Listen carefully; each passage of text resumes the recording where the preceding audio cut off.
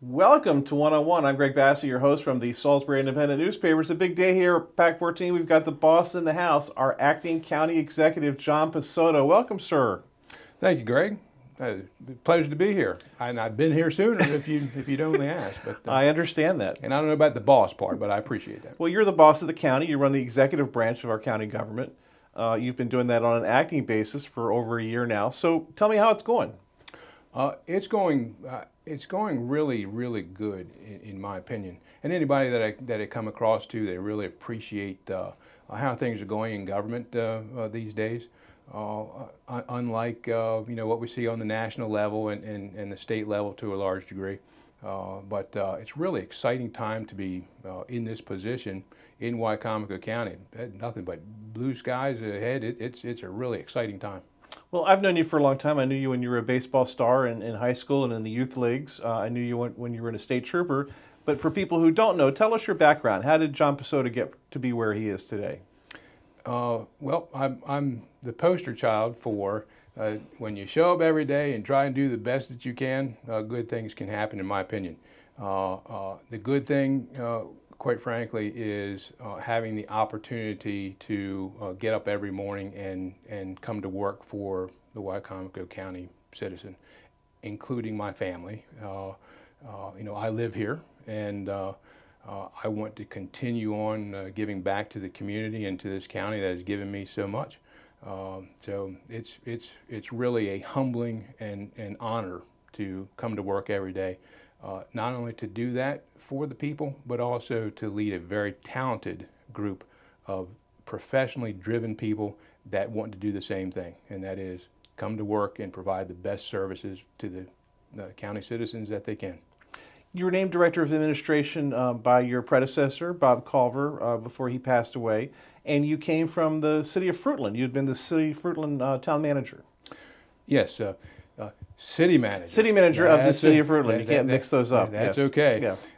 As you can tell, we're a little sensitive on the municipalities when you're a town or a city. We're a city, yes, I understand. So when I retired from the Maryland State Police in 2012, I say pretty much tongue-in-cheek that one of the more challenging things I've had to do in my professional career is convince 5 council people, which at the city of Fruitland, when I interviewed before them, was to convince them that a retiring state trooper could be a city manager. Because if you think about perhaps the qualifications for both or the prerequisites for both, they might not line up. However, at the end of the day, it is problem solving and leading people in supervision. I like to think that we did a pretty good job in moving Fruitland forward. And as such, when Bob called me and we sat down and had a lengthy discussion, he said as much that the qualifications for a city manager would be transferable to a director of administration position, and darn if he wasn't right. I like most people, did not fully understand the complexity of this position as director of administration, let alone the county executive position. But that time in Fruitland was immeasurably important in experience, connections, everywhere from the state level, the federal level, down to help move Fruitland forward. Also transferred over to the county. And again, I can't tell you how many times I've unfurled that flag in the county executive's office, and at the bottom it says 1867. And I said, really? Do you have a problem in HR, regarding this? It hasn't been solved since 1867, or there's a ferry in Whitehaven since like 1672, and there are still problems with that ferry right. in Whitehaven. The cable still breaks. Yeah. So, but yeah, thank you very much. But the point being, the experience in Fruitland on a smaller level Fruitland being a city of 5,000 people, second largest city in Wicomico County, does a wastewater water treatment plant, police department, public works. That experience has really helped me in this transition, absolutely. Now, you've got the job, and we won't go into the details how you got the job. It was a complicated, orchestrated event with the county council. Under the charter, they selected someone else who declined. They couldn't agree on who they wanted. You're sitting there in the room with the experience, so they name you to the position on an acting basis. You could have just continued going back to your old director of administration job for the next person being elected, but you've decided to run for the office now. Yes. So 2 years ago, next week, is when Bob called me, and that began a journey that 2 years ago I would never have anticipated being where I am today. I believe it's an outstanding opportunity for me to continue, again, giving back to the community and to the county where I'm from.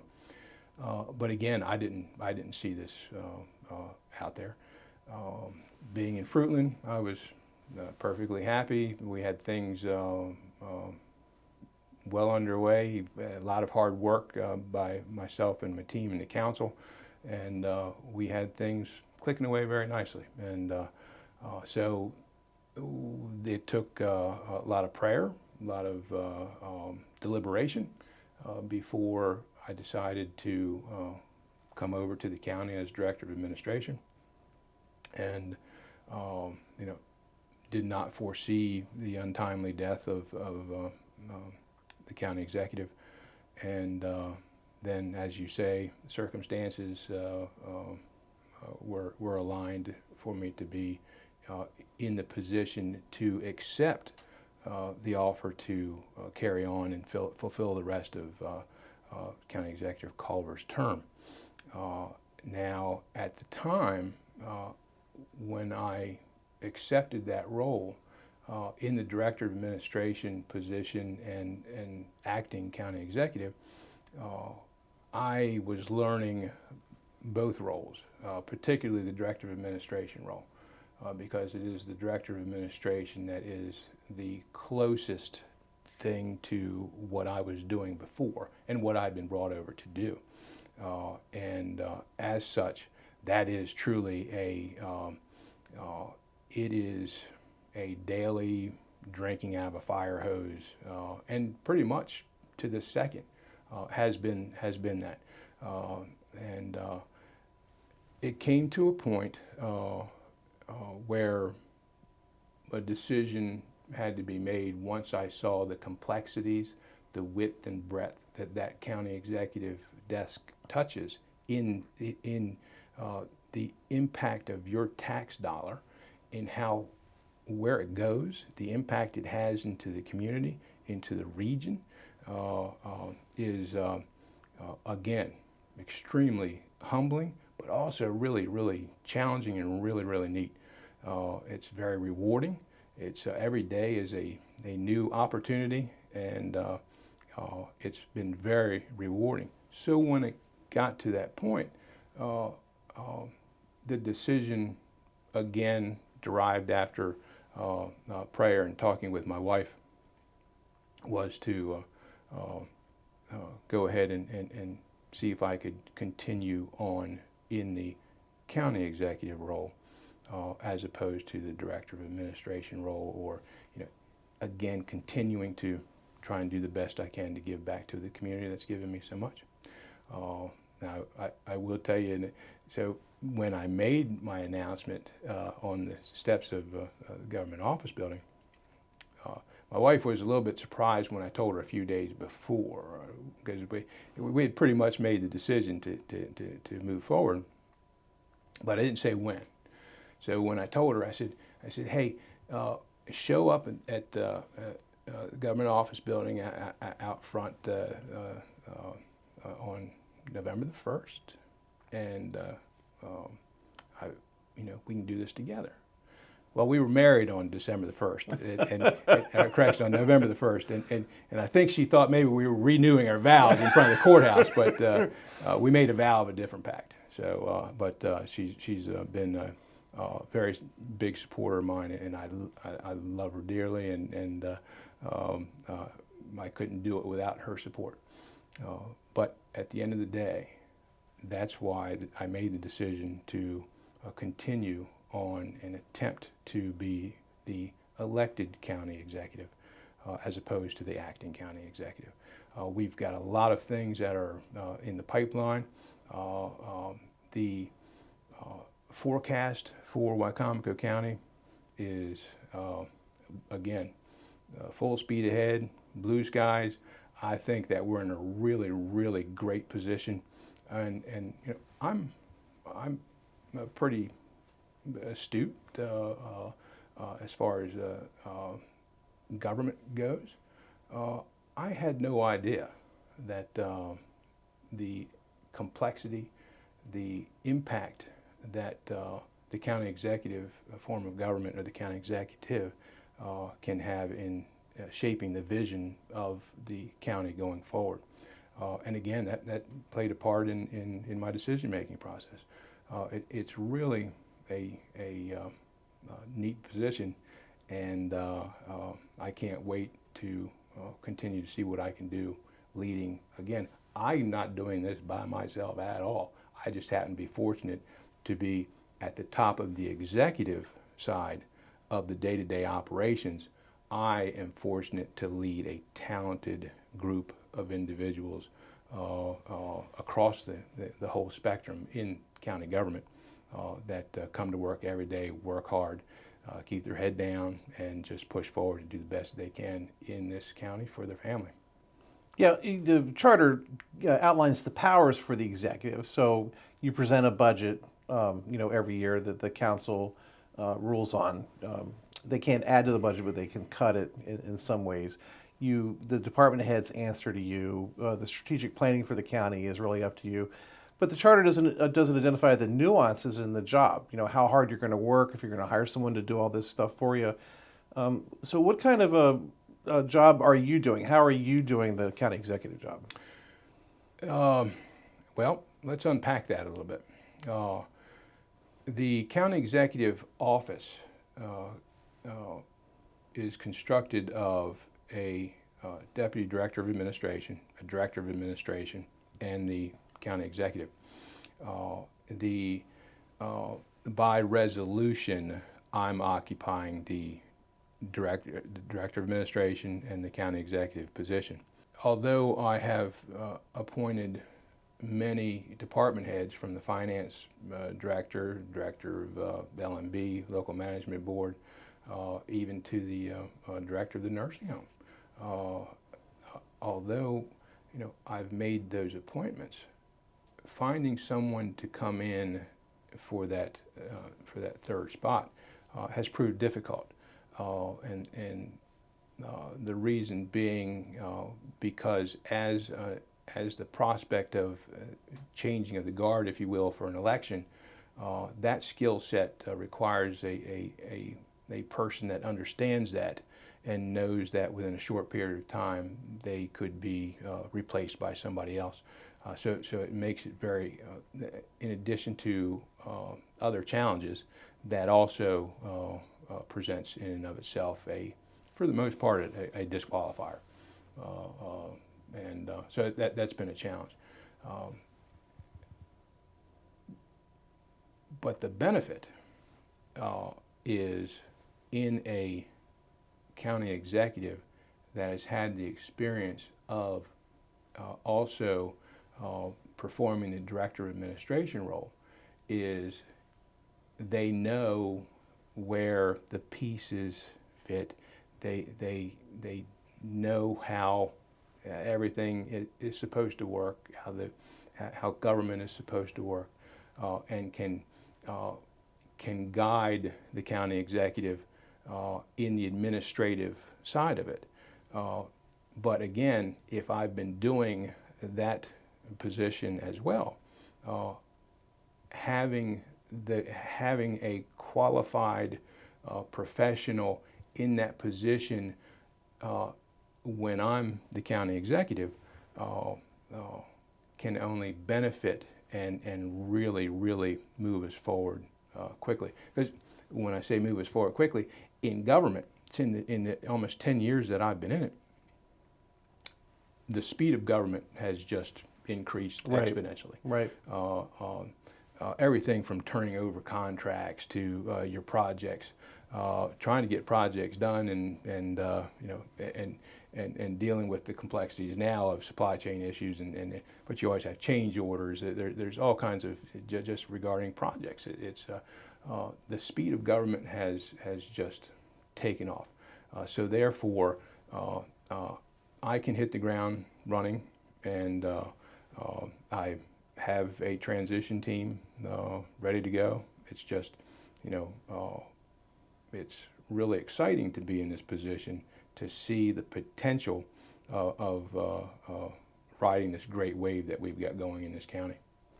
There have been two county executives before you. Rick Pollitt, the first one, was kind of like you. He had been city manager in Fruitland.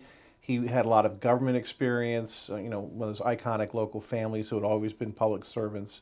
His successor, Bob Culver, was an entrepreneur, businessman in town. He had been on the county council. Of the three people who have filed so far, and there's still time for people to file for the seat, you're the only one with the classic government training experience in the field. So will that help you? Oh, absolutely. Because that is exactly what it is. It's training in government. But it's not like you go to government class 101. There's many facets to what government work is. Going back to, again, 25 years in the state system, just the state system, knowing how the state of Maryland system works from personnel and health care and retirement and all that. But also as a Maryland State Trooper, you learn, you're given a foundation in policy, procedure, leadership, supervision, also under the umbrella of government. Because government is totally different than it's much different than the private sector. And one of the illustrations I use for that is government has the inability to draw a straight line that entrepreneurs, business people excel at. In government, that's not necessarily the case. It's often not the case. I use the cartoon, the Family Circus. I don't know if you're familiar with that one, where Mom tells Jeffrey, "Hey, go next door and get a cup of sugar." And then you see Jeffrey go next door where there's a dotted line that goes all over the neighborhood, right? And then finally makes it next door for his cup of sugar. That's kind of what government does. But understanding that is knowing how to navigate the shortest route. And you can do that through your experience, through your contacts, and knowing how to navigate through a government system. Now, with County Executive Pollitt and County Executive Culver, they both brought unique life learned skills to the county executive position, and that is, that's great. I am able to offer the government experience through my entire professional career, but also I have before my professional career in the Maryland State Police. I have a work history steeped in the small business entrepreneurship business model. My father was an entrepreneur before there was such a word. He was a disc jockey, came here in 1954, and then got out of radio in 1970 when WBOC went on strike. He was with JDY, came here with JDY, and then ended up with BOC and left in 1970. And then he went into the restaurant industry, and he had a couple of Subs Pizza Shop, coffee shops in Ocean City. And growing up, that's where I spent my summers when I wasn't playing baseball or just being a kid growing up in Salisbury. So I've had experience seeing what it's like in business, and briefly having my own business after college. I know what that experience is like too, so I can bring that to the table as being a little bit more well-rounded in applications for government work. So as far as experience goes, absolutely. And again, it's up to minute education and experience because of the speed of government, the way things are moving. It's just, again, you don't go to Government 101 school or Government U. However, through MML, when I was in Fruitland for, again, almost 8 years, I was active in the Maryland Municipal League. I was the vice president and president of the Lower Eastern Shore Mayors Association. So you get the experience from a municipal standpoint as to where municipalities fit in a state structure and the national structure. And that's pretty important too. When, from the county perspective, you're interacting with and trying to help the municipalities also. So that experience, I believe, has been very, very helpful in, again, moving Wicomico forward, all of Wicomico County. Del Mar's in Wicomico County, Whitehaven's in Wicomico County, Salisbury. We're all in Wicomico County, and we all need to move forward together. I want to talk about relationships. They're so important, and what strikes me, has always struck me, is that there are different groups. They're all working for the public good. They want to make our community a better place, but sometimes there can be some conflict. So the first one I want to talk about is the school board. What kind of relationship should the county executive have with the school board and the school superintendent? The relationship that I have, so when I came in, not just with the Board of Education, but with a lot of entities across the spectrum that deals with government, there was a need for a reset and a recalibration, and that can happen with anybody coming in with that particular person, the way that person interacts and puts their vision forward. It's a getting to know the leader of an organization or the organization itself. So regarding the school board, I don't interact with the school board directly.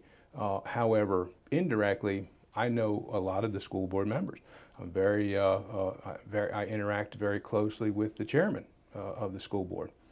But from the county executive's position, my interaction is mainly with the superintendent. Now, Dr. Hannon and I have a very good relationship, a open line of communication. I can call her right now, and as well as her staff. We meet monthly, and I also, on occasion, will attend the school board building commission, and so. Dr. Stauffer, I know you know Dr. Stauffer, the CFO, and he has been named basically the liaison with Board of Education and the County Executive's Office and the County Council for all things Blueprint or Blueprint/Kerwin as that's moving forward. So, I've got a very open line dialogue with the Board of Education. Now, I believe that the school board itself is an outstanding opportunity for interaction with the parents and the citizens of this county to have their voices heard. Just as we see nationally on the state level issues, everything from sectarianism and mask wearing and what have you. That's the opportunity for citizen involvement and engagement in their school board. I mean, we've got almost 15,000 students in the school system. That's huge. So you know, the parents or guardians of those children, that's an outstanding opportunity through the school board to have their desires, wishes known on what goes on directly in the Board of Education. Absolutely.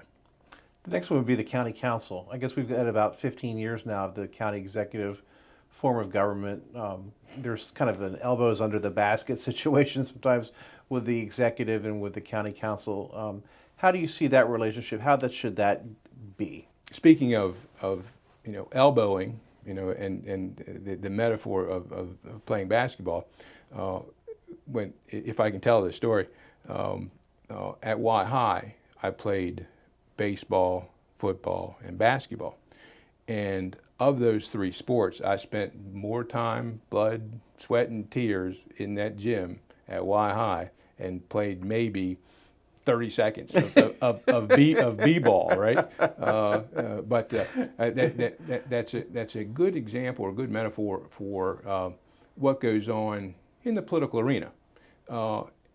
Everybody on the council, everybody when I was at Fruitland, you know, you do what you do because you have an altruistic spirit. You don't do it for the limelight. You don't do it for the attention. You do it because you want to do the best you can for your community, for your district, for your county, for your municipality. That's why you do it. But we're all unique individual people, and we all have our own districts. You know, what you see is just that. It's not elbowing for territory or elbowing for anything. It's trying to, in your opinion, represent your people to the best of your ability. Right. So it's just, I see it no more than that, and I see it as a healthy exercise in the form of government that we've had, and the greatest experiment in self-government that the world's ever seen. What kind of relationship do you see yourself having with the city of Salisbury? First of all, my relationship with the mayor, with the staff, with the city council, the type of person that I am, and the type of people that they are, again, get back to the altruistic spirit, and you know, they have a vision for the city. Fruitland's got a vision for their city. Each municipality has a vision for themselves, because that's, you know, each council has, getting back to that altruistic spirit. They are representing their people. They're representing their city or their town or their unincorporated municipality, and they're just trying to move their vision by their charter, by their whatever guiding principles or guiding documents that they have. Each municipality, each unincorporated village, each town, they're like little fiefdoms, and I get that from coming from Fruitland and knowing it's, hey, county, don't tell us what to do. Right. You know, hey, state, don't tell us what. Hey, the feds, don't tell us what to do. We know what we, you know. We have a charter, and we're going to go by that charter. Right. So recognizing from my past experience that, you know, yes, they do, and that's okay, because the people in those areas elected their councils and to move their vision forward, what they want to see in their form of government, and how it interacts with the county and the state and the federal government. So, you know, but recognizing that they have that right to do that, I believe is very important. Just as I said, you know, we're all in the county together, we're all in the state together, but my experience has been that I can use my experience coming from municipal government to say to a municipal government, hey, let me know if there's something that you need funding for. Maybe I can help you make that connection. You know, maybe, hey, if you've got a paving project, let me know what it is, so that my people can help work with you. Maybe piggyback on a contractor. That kind of relationship. but knowing that you have to follow up on that, because it's not a natural inclination for a municipality to reach out to a county, to reach out. So helping foster that relationship is important. It comes with communication and experience, and also, again, the contacts that I've made in my time on the government side, on the Fruitland side, and where I am now, those contacts become pretty important in ultimately finding that shorter route for Jeffrey to get to the neighbor, in knowing that you can go to the senator's office or to the delegate's office, and which one is, that's their bailiwick. In making that shortcut a little better, it ultimately saves everybody in the county and in that municipality a couple pennies maybe. You just had your public budget hearing last week in which you accepted from the public their ideas on what should be spent. I don't remember one like this. It was there weren't a lot of people there. There weren't a lot of ideas expressed. There wasn't a lot of tension like there usually is. But right now you're writing the budget, which will take effect in July. So where are you going with this budget? Thank you for that. And I think that's a testament to maybe a recognition that there's good governance going on from the county council level, the county executive level, and maybe there's an understanding that we're trying to do the best we can to do what ultimately is my mission, and that is to provide the citizens of this county with the best services that they expect and they deserve by addressing their concerns, investing in their future, managing their resources, and keeping them safe. At the end of the day, that's what it's about. And I think that if you look at the budget overall, with our emphasis on public safety, education, and infrastructure, I think that people see that. Now, don't get me wrong. There's always that feeling of lack of participation from the public, as an example of, and people need to get more active and to hold their representatives maybe more to account, or to at least take, not at least, first and foremost, take an interest as to where your tax dollar goes. Kind of like your paycheck, right? We all look at the bottom right-hand number to see what that bottom line, what that number is that you take home at the end of the day, and you don't look at the little stuff on the left-hand side, right? And the same thing with budgets. The fascinating thing about budgets, when I came over to Fruitland, it was an eye-opener putting a budget together. There, the general fund, $5 million, I think, $4 to $5 million, and then with the enterprise funds, another. It was about a total of about $9 million budget, and putting that budget together was again pretty cool, pretty neat for me to see how a municipal budget is put together, and that is department heads come together with their priorities, and you look at previous spending and what you anticipate in the future, and then to your point about vision, that 5 or 10%, that you really can't put a percentage on it. It's more like a spirit. It's more like a ultimately, if you use your guiding principle of physical management and seeing what's going to happen in the future to the best of your ability by using your professional consultants and your resources, there's always that uncertainty, and we can get to that a little bit later.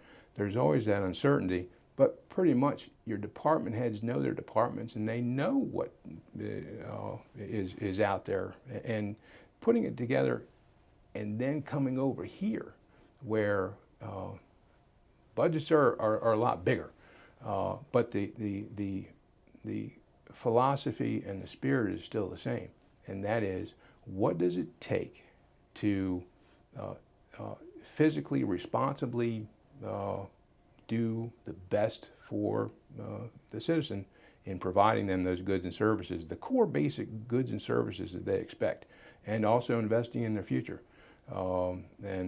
Just as with some of the projects that we have, those future prospects are, in the case of broadband, we're talking maybe 2 or 3 years in the future. Water and sewer, we're talking 5, 10 plus years into the future. And we naturally, as human beings, and we don't like the future that far. We want it now, right? Right. It seems like one of the big parts of the county executive's job is economic development. The county doesn't really have an economic development department. They contribute to Salisbury-Wicomico Economic Development Corporation, Incorporated, who does that for the city and the county. What's your role when it comes to growing the county?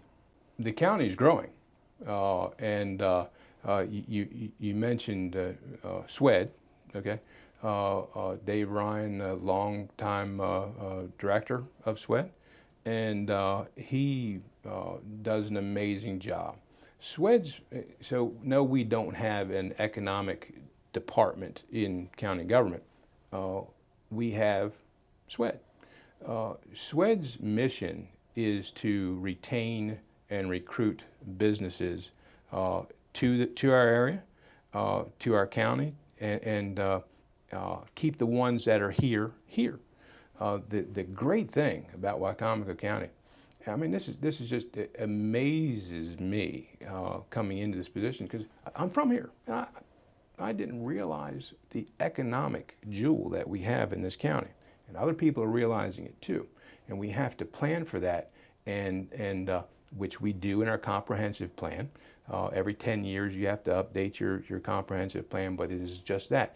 You're planning for the future and what you want to see the county look like. Overwhelmingly, in case you haven't seen it lately, or it's I must confess, it's some tedious reading.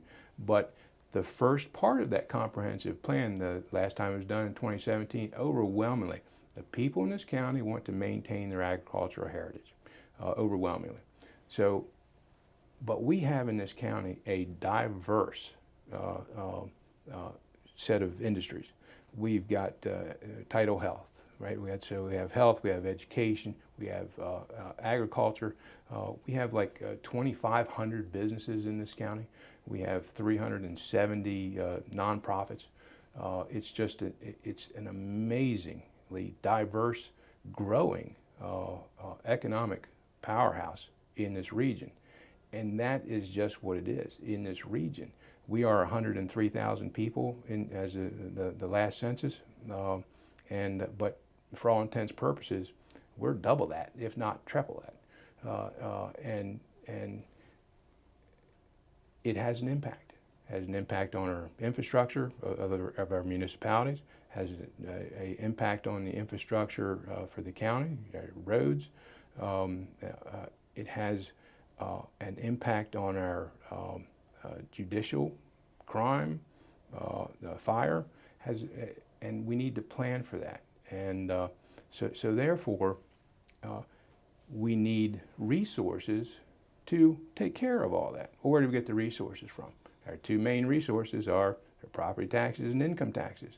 We need to continue working on our wealth in this county, and that's where, when we have, I speak to CEOs, and they say, we need to bring our staff, when we hire, to the Eastern Shore. We need to bring them to Wicomico County. So we need to sell the Eastern Shore, Wicomico County, when we bring them here to our headquarters.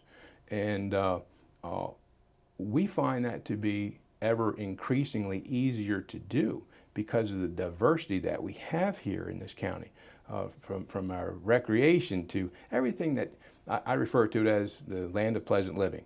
We want to maintain our land of pleasant living, but we also have to grow, and we have to do that smartly.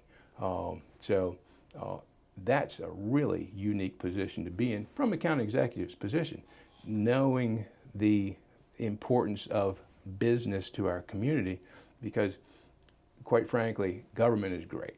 Government does, all kinds of public safety. Number one, the responsibility of is public safety.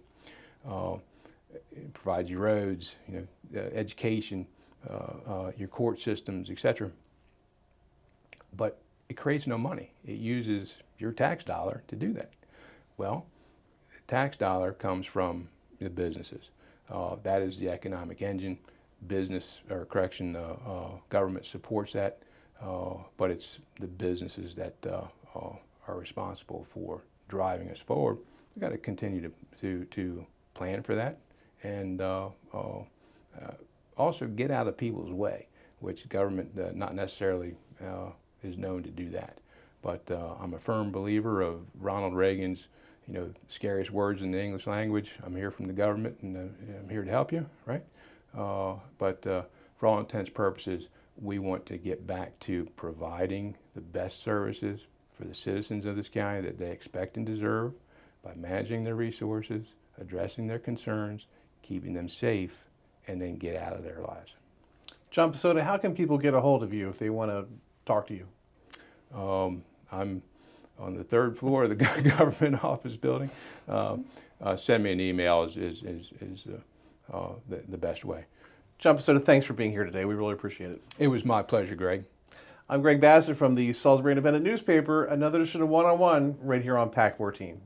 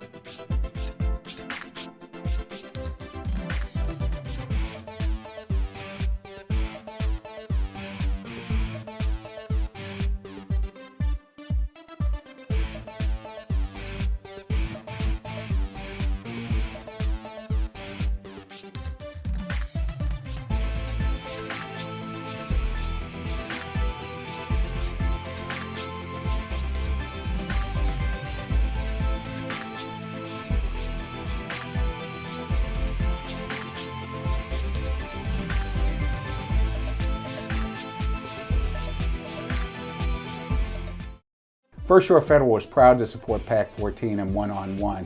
We'd encourage every business to support PAC 14 and pick a program and support it, and let's make a difference.